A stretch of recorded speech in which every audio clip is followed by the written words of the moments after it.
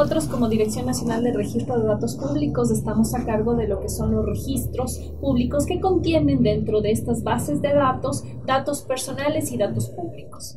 Y en el Ecuador, desde el 2008, la Constitución de la República reconoce el derecho a la protección de datos personales. Sin embargo, ya son 10 años y un poco más, los que no hemos podido dictar una ley que proteja esos datos personales. Para comprenderlo de mejor manera, las bases de datos con las que cada una de las entidades públicas o privadas trabaja, ejercita sus funciones, mejora servicios, da bienes a la ciudadanía, son configuradas o contienen bases de datos con datos personales. Y sobre cómo manejar esas bases de datos, qué elementos, qué principios, qué buenas prácticas, qué situaciones a nivel organizativo, operativo, jurídico, tecnológico deben cumplirse, son lo que reconoce esta normativa de protección de datos personales, porque actualmente los datos de las personas son el petróleo del mundo, son lo que ahora mueve las economías y lo que permite el ejercicio de derechos, el disfrute de bienes y servicios, o por el contrario, ahora es un mecanismo que puede ser utilizado de manera inadecuada y producirse transgresiones para los derechos también. Ahora, doctora, cuando nosotros hablamos esto de protección de datos personales, significa mejorar a lo mejor la seguridad, que estamos, las personas quienes trabajamos muchísimo en esto de las redes sociales, por ejemplo, estamos vulnerables a que haya algún inconveniente, algún problema, y ustedes lo que quieren es mejorar esto con el propósito de que se cuide también la parte privada, la parte hasta íntima de las personas. A lo mejor está dirigido y orientado también a cumplir estos propósitos. Bueno, en realidad lo que se intenta con la normativa es generar lo que usted acaba de mencionar, una cultura de protección de datos personales. Esto es un tema que nos agobia, que sabemos que nos está ocurriendo, pero que no sabemos por dónde empezar, porque lamentablemente la tecnología ha invadido todos los espacios de nuestras vidas, pero no nos hemos sentado a determinar cuál debe ser nuestra reacción, cómo nosotros debemos interactuar con la tecnología para que no nos afecte en el ejercicio de nuestros derechos, para que podamos hacerlo de manera consciente, consensuada y no nos afecte. Un ejemplo claro de ellos es el uso que las personas, cada uno de nosotros hacemos de nuestras redes sociales. Cómo estamos educando también a nuestros niños con el tema de el sentido de autoprotección, de autocuidado de sus datos personales. ¿Qué elementos estamos educando y transmitiendo y pidiéndoles a las escuelas que transmitan a los niños respecto del uso de estos elementos tecnológicos? Porque todo lo que ahora hacemos los seres humanos ahora no solo nos desenvolvemos en un mundo físico, lo hacemos también en un mundo digital, y todo lo que yo hago en el mundo digital tiene repercusiones. En consecuencia, tenemos que construir en conjunto una cultura de protección de datos.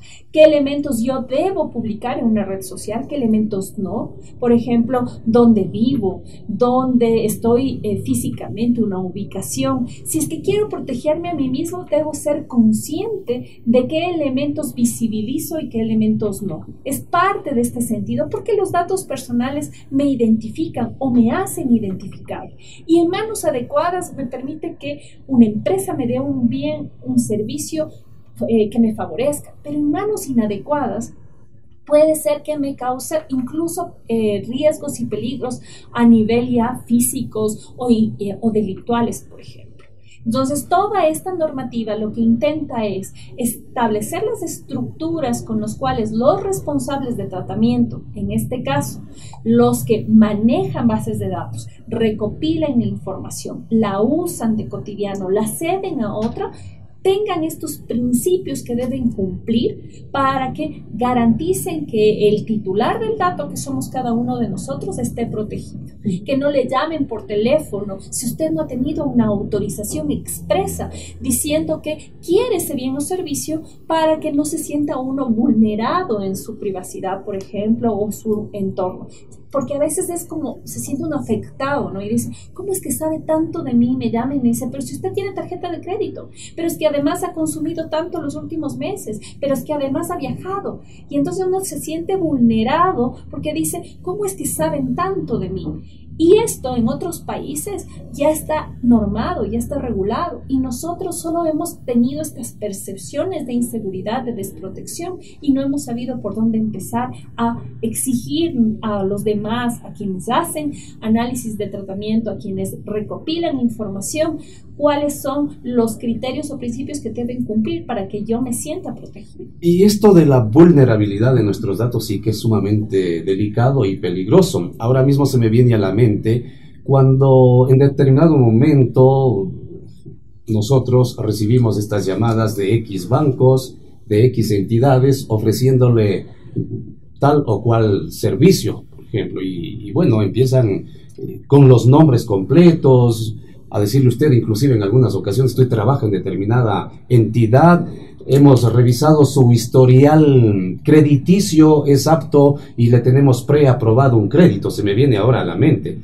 Y entonces a momentos, sí, realmente, primero causa cierta zozobra, cierta sospecha, y uno cuando se está a lo mejor de humor, se los sigue en la corriente, y en otras ocasiones simplemente se los corta de una manera bruta. No requiero, no, muchas gracias. Entonces esto es lo que se pretende también corregir en favor de los ciudadanos, capaz de que no seamos, insisto, vulnerables y de una manera tan fácil puedan acceder a nuestros datos personales. Es que los datos personales, para que puedan ser registrados en una base de datos, necesitan tres posibles fuentes. Uno, una orden judicial. Dos, la ley, que la ley disponga que tal base de datos tiene que estar incluida o registrada con sus datos personales. Ejemplo, la base de datos de registro civil. La ley dice que para garantía de nuestro derecho de identificación, de nacionalidad, de todos los otros derechos, debe registrarse apenas nace un niño en el registro civil. Y la otra fuente que es fundamental es la voluntad, es el consentimiento, la autorización del titular.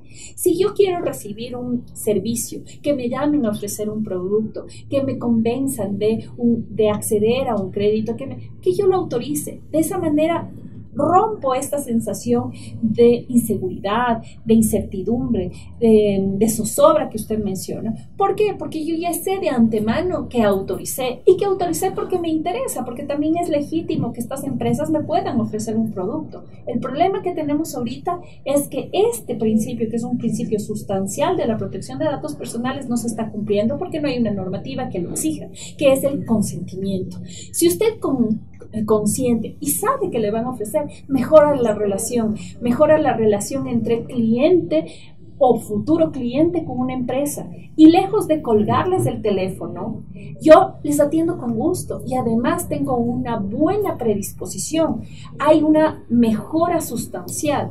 Lo que ocurre es que todas estas técnicas, todos estos mecanismos, lamentablemente en el Ecuador no hemos desarrollado, mientras en otros países ya están avanzando, ya tratan con leyes de protección de datos personales desde hace algunos años. Colombia, Perú, todos estos países latinoamericanos ya han tenido esta cultura de protección, ya tienen estas buenas prácticas desde hace algún momento porque tienen normativas. Nosotros no hemos empezado, y como no hemos empezado creemos que es difícil y que no se va a poder, cuando en otros espacios ya hay, incluso en Europa se acaba de dictar el 25 de mayo del año pasado el reglamento europeo que establece los estándares que deben cumplirse para el tratamiento de datos personales a nivel internacional.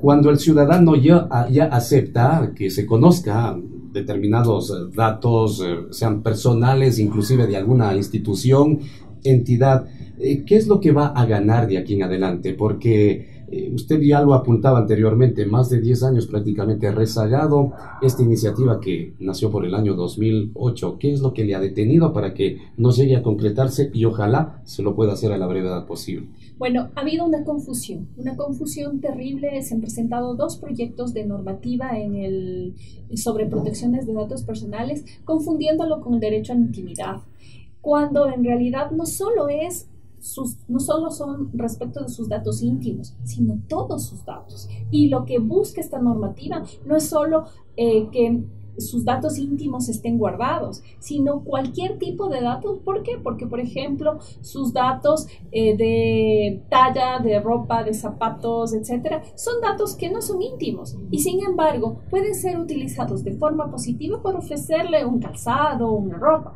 pero de forma negativa también pueden ser utilizados para ubicarle, tener a través de lo que se llama minería de datos o el análisis de la Big Data, una acumulación inmensa de datos de una persona, de tal manera que estos datos aparentemente inofensivos, superficiales, inocuos, pueden acumularse y darme perfiles completos de esa persona, saber que esa persona es gastadora, que compra muchos zapatos, que compra mucha ropa, y hacer perfiles de personalidad y con eso manipularlo.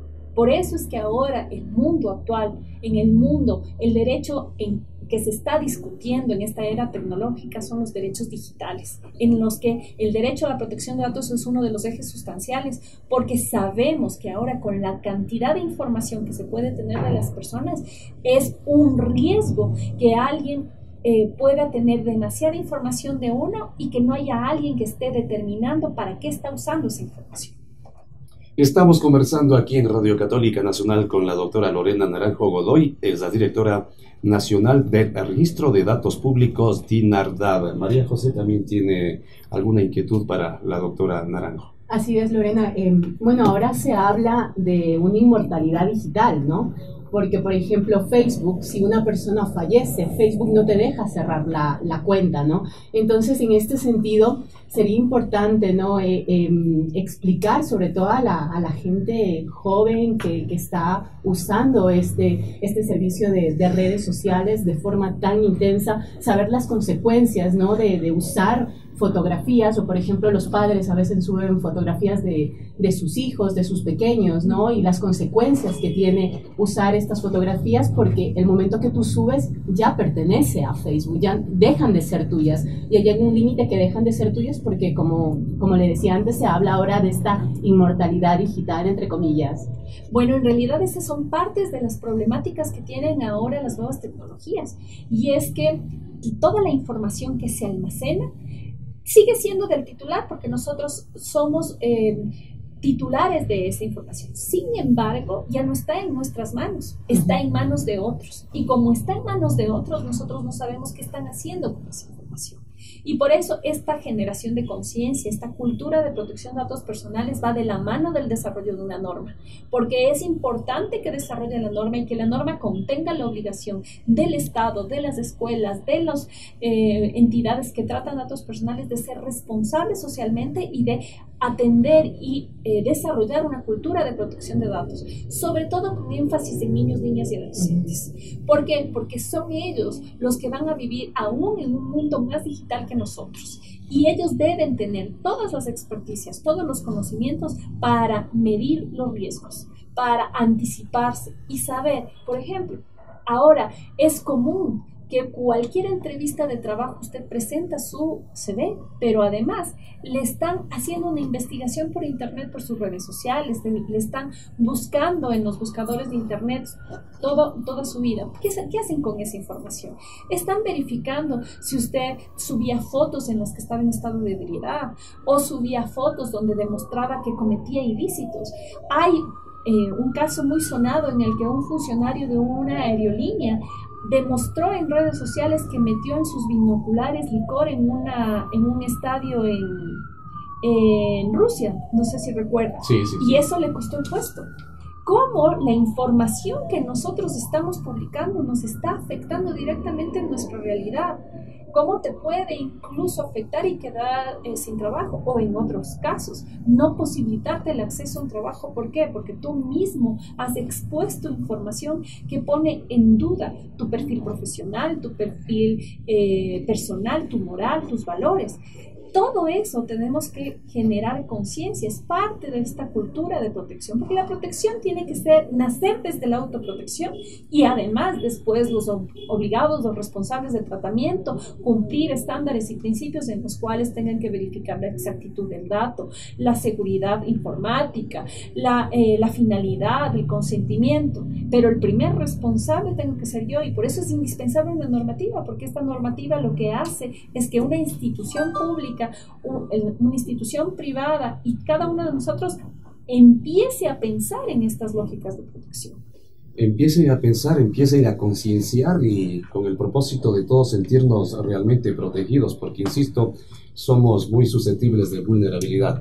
El 16 de enero de este mes, nosotros como Dirección Nacional de Registro de Datos Públicos estamos convocando a toda la ciudadanía que se siente identificada con estas temáticas para que nos acompañe en la plataforma gubernamental desde las 8 de la mañana. Vamos a tener un taller de trabajo donde vamos a el anteproyecto borrador que tenemos, conversarlo, hacer una construcción colaborativa con los principales actores. Ya hemos venido haciendo este año este trabajo con academia, con especialistas, con abogados, con ingenieros en sistemas, con todos aquellos que tienen un conocimiento, y en esta reunión, en estas mesas de diálogo que vamos a tener en el 16 de enero, vamos a invitar a todos para hacer retroalimentaciones al texto, de tal manera que podamos presentar una versión final hacia el ministro de Telecomunicaciones, que es nuestro ministerio rector, y que este a su vez lo presente al presidente de la República, cumpliendo todos los organismos regulares, para que la Asamblea Nacional lo conozca y pueda ser tratada este año mismo como una normativa de la República. Entonces, para el próximo 16 de enero es de donde se va a socializar el contenido, hasta dónde han trabajado para que se haga realidad este proyecto de ley. Y sobre todo lo que necesitamos son los aportes de la comunidad. Reconocer a quién le está pasando que siente este sentimiento de inseguridad, de incertidumbre, ver los casos que están ocurriendo en la práctica, en la realidad, para que eso esté normado. Es importante que la normativa ecuatoriana cumpla estándares internacionales, pero también es importante que se adecue a la realidad ecuatoriana, y para eso es importante la participación de toda la ciudadanía. Muchísimas gracias a la doctora Lorena Naranjo Godoy, es la directora nacional del Registro de Datos Públicos, DINARDAP. DINARDAP. Trabajamos por sus datos. El gobierno de todos.